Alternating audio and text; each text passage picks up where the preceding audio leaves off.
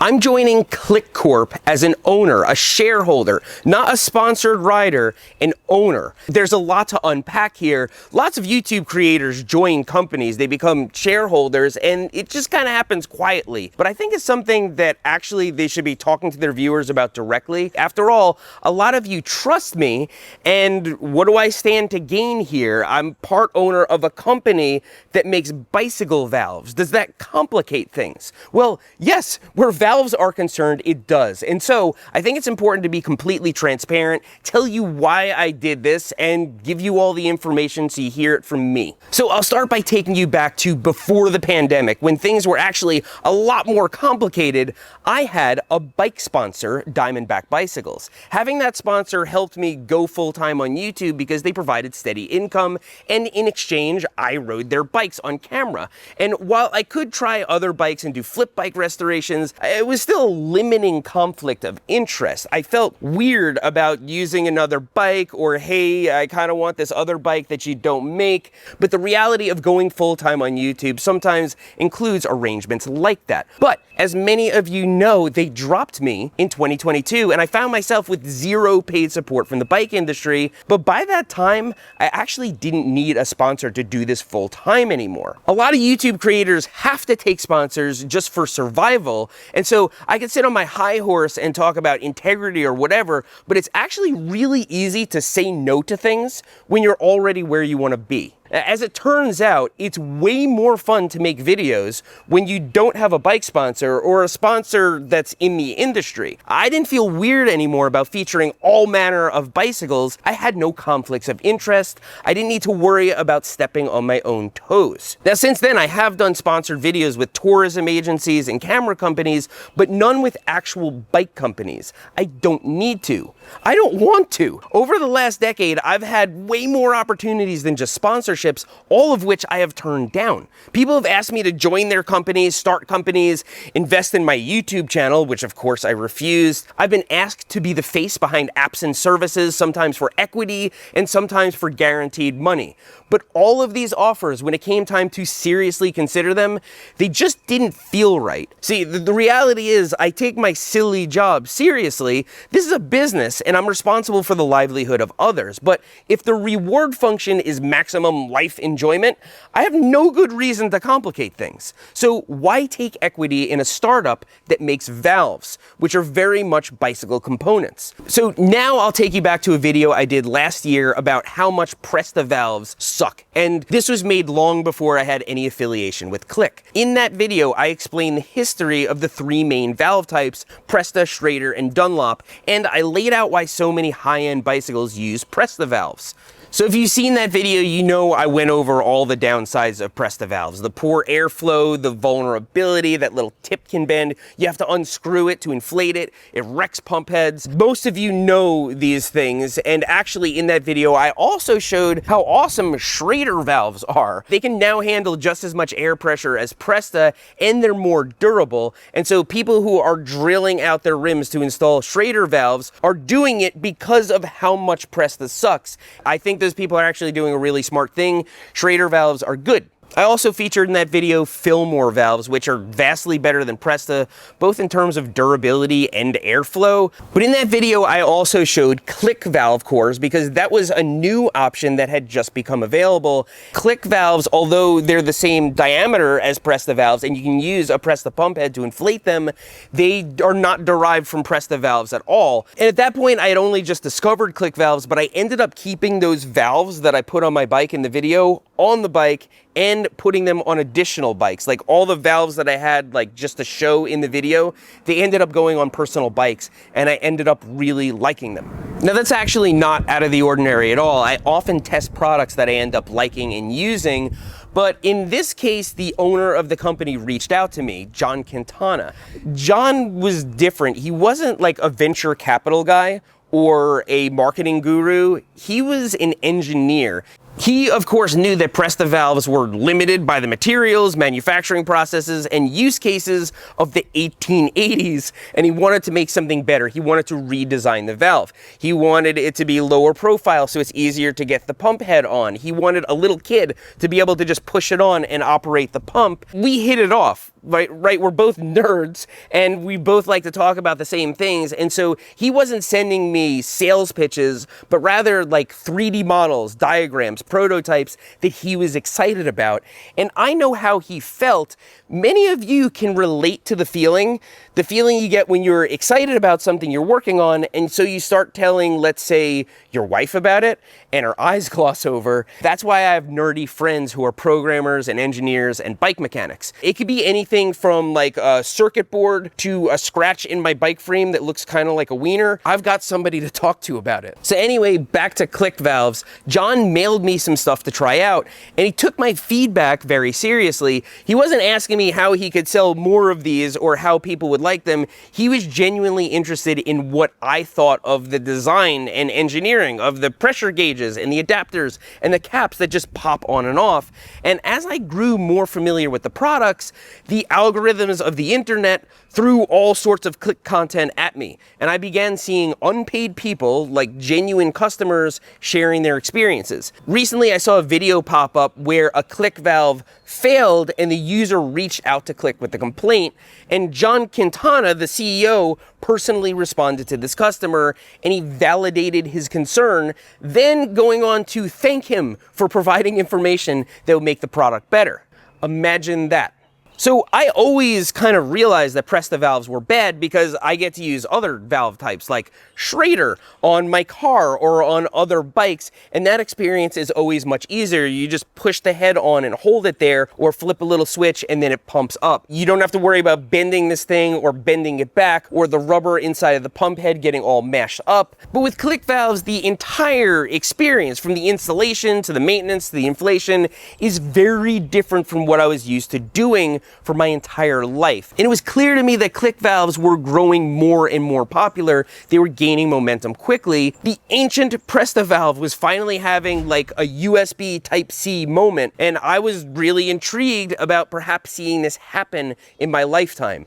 Presta valves getting replaced with something else. Now, more realistically, there will be just a fourth valve standard, Dunlop, Schrader, Presta, and Clik, but they could take a huge part of the market and make inflation an easier process. But at that point, I was just kind of observing this happening as a user with nothing really invested in it. And at that point, John had already asked me about different ways we might collaborate, and he never hard sold it or pushed me, but then he breached the topic of actually partnering up. I thought about that really hard because I've always looked for other opportunities like the Burn Peak Ranger Station. But while I liked Clik valves and I really liked what John was doing with them, I've turned down opportunities that looked way better than this on paper, but they've always gone something like this. Hey Seth, we have this great product and or service, and if you come on board, it's gonna go straight to the moon. The thing that makes our product better than everyone else's is that you're gonna tell people to buy it. I have a hard time being excited about that.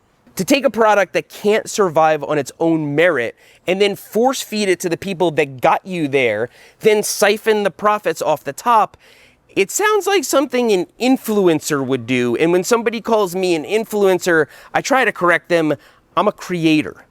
If I took deals like that, I'd have a lot more money. I might even be retired by now, but I'd also be setting that example for my 2 children and all the younger subset of my audience that looks up to me. Now, on the other hand, joining Clik, I get to be part of a company, but I can help with a whole lot more than just influence because as a creator, my specialty is creating things.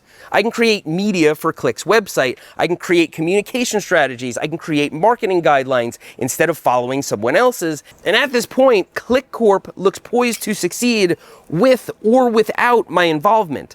People have been buying these in increasing numbers. The product will survive by virtue of its own merit. And so we have a wildly outdated standard invented 140 years ago, and I can be part of something that might replace it. And so I said yes. And so after all these years, the opportunity I finally said yes to, the one that has a chance to potentially alter a small part of history, is a valve core.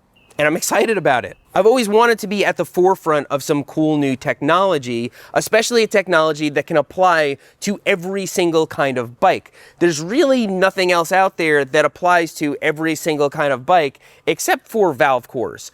Sure, there are tires and tubes and things like that, but they're wildly different. In terms of a category that's very much the same across all bicycles, valve cores are it. And so what does this actually mean from here and for this YouTube channel? Well, first of all, transparency is key here. I have to acknowledge that you can no longer trust my opinion on anything concerning valves. I literally own part of a valve company. Not only that, but Clik licenses their technology to others like Schwalbe and Wolftooth, an increasing list of brands that are making Clik compatible pumps and accessories. This is the very thing that I've tried to avoid. It's why I now choose sponsors outside of bicycles and components. And so it's not perfect. Off camera, I'm gonna have several additional roles. I'm gonna be attending meetings about our products. I'll be personally testing everything. I'll be getting these valve cores into the hands of all the right people. And I'm gonna be creating tutorial videos for the Clik website and YouTube channel. It's also worth mentioning in a few days, I'll be at Sea Otter at our booth. And so whether or not bicycle valves are super interesting to you, this is really exciting for me. It's almost like an additional chapter in my life where I get to start something that could transcend this YouTube channel. Where would I logically go from here? It's not like I've spent the last 10 years in some industry learning the ropes as a marketing manager or something and I have a sweet resume. I'm a YouTube creator. There's only limited things that I can do later on. And so I either have to keep doing YouTube until YouTube is replaced with something else, or I have to look for other opportunities that are worth my time. So if you're still watching and you click this video to find out what I was up to, I'm done telling you. I'm joining Clik as an owner. It's the first company I've actually been a part of since starting YouTube, and it's something I've always wanted to do. It just took a decade to finally find the right opportunity. And so now, if you're still watching, I'll show you how a Clik valve works. This wheel has a Clik valve on it, and then this little pump has a Clik head screwed into it. And so I can just push it on, and it clicks into place. And then if I press this button, it pumps up the tire. Now let's say you didn't have a Clik adapter on this pump and it's just a normal press-to-pump like you would buy at the store or your friend has in their garage. Well, then you can just push it on like you would on a press-to-valve and hold it there and it will pump up the tire. The pressure just opens up the valve and you won't get perfectly accurate pressure readings, but you also won't get left stranded because you don't have Clik specific stuff. This is backwards compatible. Okay, now we have a press-to-valve installed here so I can show you what the conversion experience is like. Let's say you spend $15 and you get the starter kit that has the cores. Well, it's gonna come with this little valve core wrench and you can unscrew your press-to-valve. Then you screw in the Clik valve core and you can literally just do it by hand. You don't need a tool to get it seated all the way there, but if you want to get it extra snug, the other side of this valve core wrench will actually fit around the Clik valve and you can get it really tight. And then you push your pump on and you pump it up. That's literally it. Now you can get a Clik specific valve stem and there are certain advantages to that I won't even get into here, but all you have to do is replace the core. It'll fit in any press-to-stem, and so it's super easy. And there are all sorts of accessories like little digital gauges and analog gauges and conversion kits that'll work on any pump, or little dongles that you can stick into your air chuck. You can just test the waters with Clik, or you can go as deep as you want, or you can keep using press-to-valves. And if you're drilling out your rims and putting Schrader valves in it, that's fine too. You don't have to buy them, and you don't have to think that they're better just because I tell you to.